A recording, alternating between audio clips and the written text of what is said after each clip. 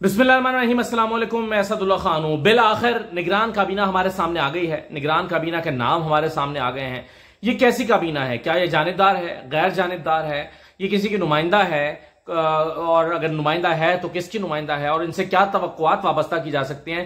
जरा चंद नामों पर एक नजर डाल लेते हैं, इससे आपको अंदाजा होगा कि ये हुकूमत क्या करने जा रही है, निगरान हुकूमत से क्या तवक्कुआत वाबस्ता है और क्या होगा। तो आइए इस निगरान हुकूमत की काबीना पे एक नजर डालते हैं और फिर देखते हैं कि अगले 6 महीने में क्या पाकिस्तान का मंजरनामा इस काबीना के हाथों होगा। तो देखिए, सबसे पहली बात यह है कि ये जो 18 रुकनी काबीना है, इस 18 रुकनी काबीना में दरअसल जो काम के वजीर होते हैं वो 5 ही हैं। बाकी जो वजीर हैं, ऐसा नहीं है कि उनका काम नहीं है, लेकिन जाहिर है उनका काम इलेक्शन से कोई मुतालिक नहीं है। मसलन जो वजीर मजहबी उमूर है, उनका इलेक्शन से कोई काम मुतालिक नहीं है, उन्होंने डे टू डे अफेयर चलाने हैं। इसी तरह जो मवासलात के वजीर हैं, उन्होंने भी अपनी एक वजारत को चलाना है। इसी तरह से सेहत के जो मिनिस्टर हैं, उन्होंने भी सेहत के निज़ाम को चलाना है। तो इन तमाम लोगों का उस तरह से इलेक्शन के लिए जो है वो किरदार नहीं है। इलेक्शन के लिए किन 5 वजारतों का किरदार अहम है वो जरा देख लीजिए। देखिए, सबसे पहले तो जो वजीर दाखिला हैं वो बड़े इंपॉर्टेंट होते हैं, क्योंकि उन्होंने पूरा जो है वो चीजों को अपने हाथ में रखना होता है। उन्होंने ग्राउंड के ऊपर अमन को बरकरार रखना होता है, उन्होंने माहौल बनाना होता है। यानी वजीर दाखिला अगर चाहे तो लोगों के घरों में छापे मारे, लोगों को घरों से उठाए, मुखालिफ सियासी जमातों के लोगों को, और एक ऐसा माहौल बना दे जो पंजाब में हमने देखा है। और पंजाब में जिस तरह से एक जानिबदाराना रवैया, एंटी पीटीआई बिहेवियर अपनाया गया और इस्तेमाल किया गया, और किस तरह से 14-14, 13-13 साल के बच्चों को उठाकर जेलों में बंद किया गया, ये सारा वजारत दाखिला ने करना होता है। और अगर इन्होंने अपनी जानिबदारी, गैर जानिबदारी का पहला इजहार जो है वो वजारत दाखिला से होता है। अब वजीर दाखिला कौन है? वजीर दाखिला जनाब सरफराज बुगटी साहब हैं। और सरफराज बुगटी साहब कौन है? सरफराज बुगटी साहब वैसे तो मतलब मैं उनको एक अच्छा आदमी समझता हूँ, अच्छे इंसान है। और खैबर पख्तूनख्वा सॉरी बलोचिस्तान में भी ये वजीर दाखिला रह चुके हैं। और सरफराज बुगटी साहब एक तो ये बड़े करीबी दोस्त हैं अनवारुल्लाह काकड़ साहब के, एक, और दूसरी बात यह है कि ये एस्टैब्लिशमेंट के उसी तरह से एस्टैब्लिशमेंट के आदमी है जिस तरह से अनवारुल्लाह काकड़ साहब हैं। यानी बलोचिस्तान में एक ही वक्त में एस्टैब्लिशमेंट के ब्लू आइट्स रहे हैं सरफराज बुगटी साहब भी और अनवारुल्लाह काकड़ साहब भी। तो सरफराज बुगटी साहब भी उतने ही ट्रस्टी हैं जितने जो है वो अनवारुल्लाह काकड़ साहब हैं। उन पर भी उतना ही एतमाद किया जा सकता है एस्टैब्लिशमेंट की जानिब से। यानी अगर सरफराज बुगटी को वजीर आजम बना दिया जाता तो भी हमें हैरत ना होती, क्योंकि वो भी फौज के आदमी थे। तो ये 2 होते जो हैं, वजारत उज़्मा का और वजारत दाखिला का, ये एस्टैब्लिशमेंट के करीब तरीन अशखास को मिला है। तो सरफराज बुगटी साहब जो हैं, अब जाहिर है ये वही कदम उठाएंगे जो पाकिस्तान में एस्टैब्लिशमेंट प्लान कर रही होगी। तो ये उन्हीं के आदमी हैं। और अगरचे मैं फिर आपसे कहूंगा कि जाती तौर पर ये कोई बुरे आदमी नहीं है, और बतौर इंसान ये और बतौर सलाहियत भी इनकी अच्छी है। बलूचिस्तान में इन्होंने अच्छा काम भी किया है। लेकिन अब देखिए एस्टैब्लिशमेंट अगले इलेक्शन को किस तरह से प्लान करती है। सरफराज बुगटी साहब उस पर हूबहू अमल कर रहे होंगे। पहली बात तो यह है। दूसरा जो इंपॉर्टेंट वजारत है वो वजारत इत्तलात है, क्योंकि वजारत इत्तलात ने पाकिस्तान में जो है वो एक नैरेटिव बिल्डिंग करनी होती है और एक खास रंग देना होता है किसी भी मामले को, किसी भी वाक़े को। मसलन अगर फर्ज करें वजारत दाखिला एक कदम उठाती है और फर्ज कीजिए वो क्रैकडाउन का फैसला करती है, तो अब ये फैसला कैसे उसको इंप्लीमेंट हुआ, और फिर मीडिया में सवाल उठेंगे तो उसको डिफेंड करेंगे जाके वजीर इत्तलात। जैसे पंजाब में हुआ, पंजाब में आमिर मीर साहब ने वो एक जो है वो मारा गया, जो पीटीआई का वर्कर शाह, क्या नाम था उसका, वो जमात पाक के बाहर मारा गया, जो ज़हनी तवाज़ुन उसका अच्छा नहीं था। तो हमने देखा कि आमिर मीर साहब ने उसकी बड़ी तौजीहात बयान की, तो एक्सीडेंट से मारा गया है, ये तो ये हुआ है, ये वो हुआ है। फिर जमान पाक के ऊपर जो ऑपरेशन था उस पर फिर दहशतगर्द पकड़े गए जी, 13 दहशतगर्द पकड़ लिए गए। तो वजारत दाखिला बेसिकली एक एक्ट कर रही होती है और जो वजारत इत्तलात है वो उसकी फिर जस्टिफिकेशन दे रही होती है। तो पंजाब में हमने आमिर मीर साहब को यही करते देखा है। और पंजाब में आमिर मीर साहब कितने बाइस्ड हैं इसका तो आपको पता ही है।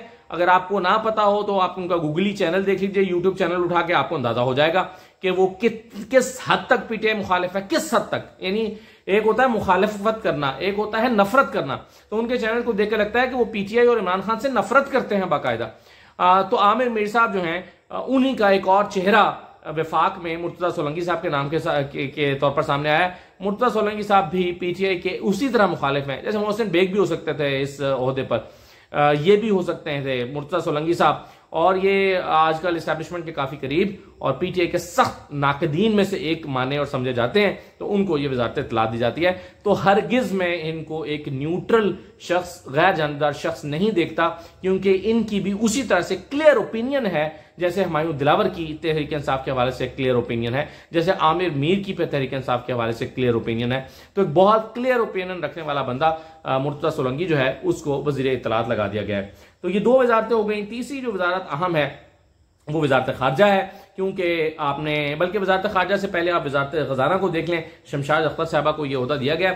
वजारत खजाना क्यों अहम है? वजारत खजाना इसलिए अहम है कि अभी पाकिस्तान एक IMF प्रोग्राम में है और उस प्रोग्राम को इसी हुकूमत के टन्योर में तकरीबन मुकम्मल होना है।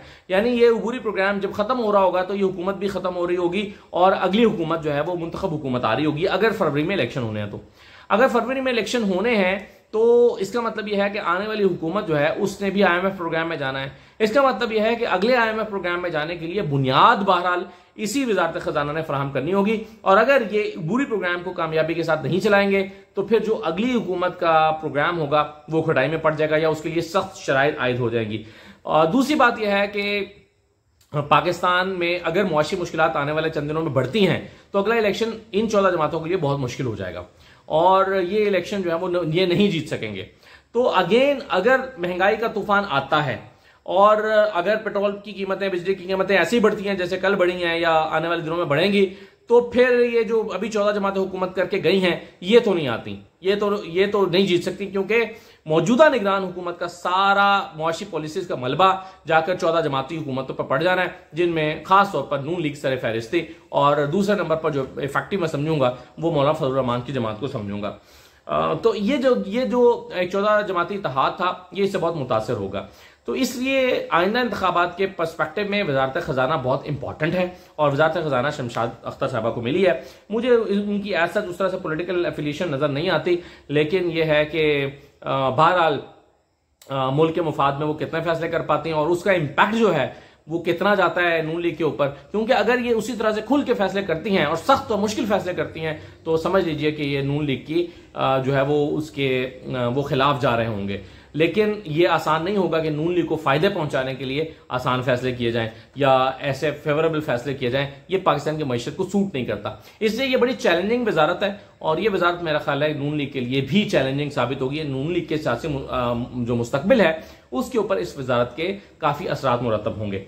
अब आ जाइए चौथी वजारत जो जलील अब्बास जिलानी साहब की है, वजारत खारजा। आप एक ऐसे बंदे को मिली, आप यूं कह लीजिए कि जिसको इस काम का तजर्बा है। ये वजारत इसलिए इंपॉर्टेंट है कि बहरहाल पाकिस्तान को माली मदद चाहिए, पाकिस्तान को डील करना है कुछ मामलात में फाइनेंशियली, तो वजारत खारजा ने एक बुनियाद फराहम करनी होती है वजारत खजाना को। और वजारत खारजा जाहिर है पाकिस्तान में अगर वजारत खजाना चलती है और बैरूनी ममालिक की इमदाद के साथ चलती है तो उस वजारत खारजा का बड़ा इंपॉर्टेंट रोल होता है। डिपेंड करता है कि आपकी वजारत खारजा के थ्रू आपके दो मुल्कों के साथ ताल्लुकात कैसे हैं। अगर ताल्लुकात अच्छे हैं तो माली मदद मिल जाती है, कोई एक्सपोर्ट्स भी बेहतर हो सकती हैं, नई पॉलिसीज भी आ सकती हैं। तो इसलिए वजारत खजाना भी मैं समझता हूं कि एक बड़ी अहम वजारतों में से एक है।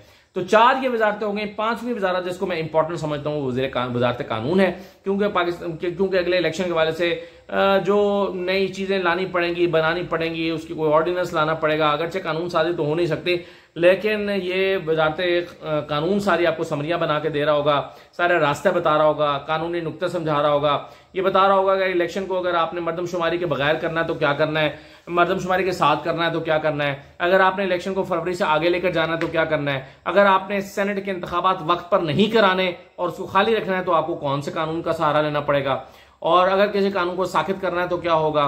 अगर निगरान हुकूमत ने अगर कोई इसको चैलेंज कर देता है इन मामलात को सुप्रीम कोर्ट में जाकर, तो निगरान हुकूमत ने इसको कैसे देखना है, उसकी समरीज जो है वो वजारत कानून ने बनानी है। तो वजारत कानून भी मेरे ख्याल में बड़ी अहम वजारत है जिसका अगले इलेक्शन में इंपॉर्टेंट रोल रहेगा। तो इन 5 वजारतों को मैं समझता हूं कि दरअसल यही 5 वजारतें 18 में से जिनका कोई किरदार है। वजारत दाखिला, वजारत खारजा, वजारत खजाना, वजारत इत्तलात और वजारत कानून, ये 5 वजारतें मुझे बड़ी इंपॉर्टेंट लगती हैं। अब आपका सवाल होगा कि भाई वजारत दिफा भी थोड़ा बड़ी अहम होती है। वजारत दिफा अहम होती है लेकिन पाकिस्तान में नहीं होती। पाकिस्तान में कोई वजीर दिफा से पूछता नहीं है फैसले करने से पहले, वो अपने फैसले खुद करते हैं, वो अपने फैसलों में खुद मुख्तार हैं।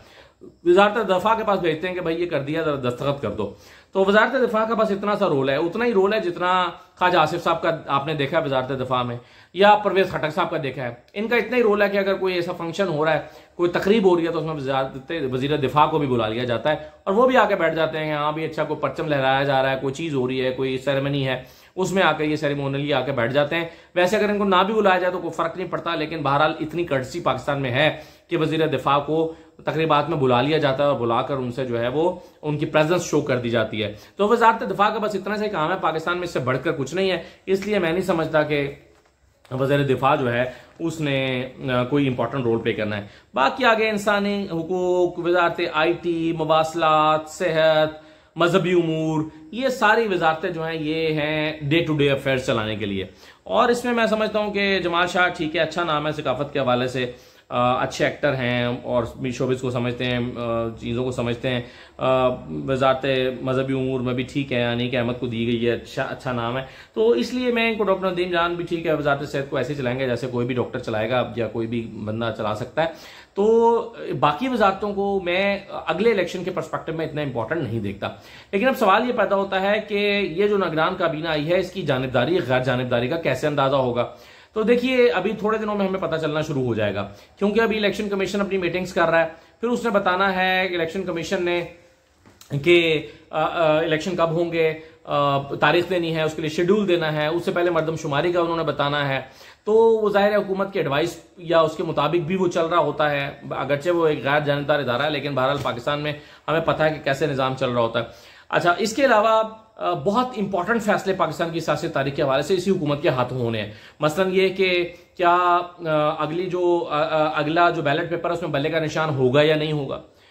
फैसला अगरचे कहीं और होना है, फैसला यहां नहीं होना, लेकिन इसके बावजूद फैसला होना तो इसी हुकूमत के हाथों है, फैसला तो इसी हुकूमत ने करना है, दस्तखत तो इसी हुकूमत ने करने हैं ना। और आप क्या कहेंगे कि फैसले अदालतों में होने, नहीं जनाब, अदालतों में भी इन्हीं हुकूमतों ने लेकर जाना है, यही लेकर जाएंगे अदालत के पास, उसको प्लीड करेंगे, केस को उस पर प्रोसिक्यूट करेंगे। प्रोसिक्यूशन दोबारा हुकूमत ही की होती है और यही सिफारिश करेंगे पाबंदियों की।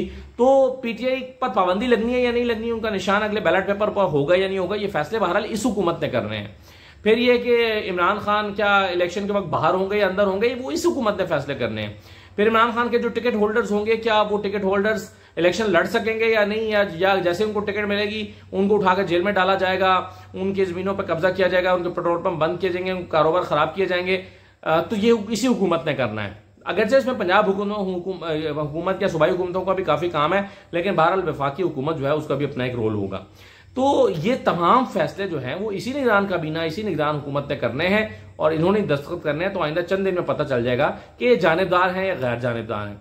और अगर गैर जानिबदार ना हुए और जानिबदार हुए तो फिर आप जानते हैं कि पाकिस्तान में स्टेबिलिटी जो है वो आसान नहीं है, इस तरह फिर नहीं आ पाएगी। आखिरी बात मैं आपको ये बता दूं कि देखिए, जो लोग समझते हैं कि ये निगरान काबीना और इसकी वजारत खजाना मुश्किल फैसले कर सकती है, क्यों? क्योंकि इन्होंने कौन सा जाके वोट मांगना है, इसलिए ये पेट्रोल बढ़ाएं, बिजली बढ़ाएं, कुछ भी करें। नहीं जनाब, ये इतना आसान और सादा मामला नहीं है।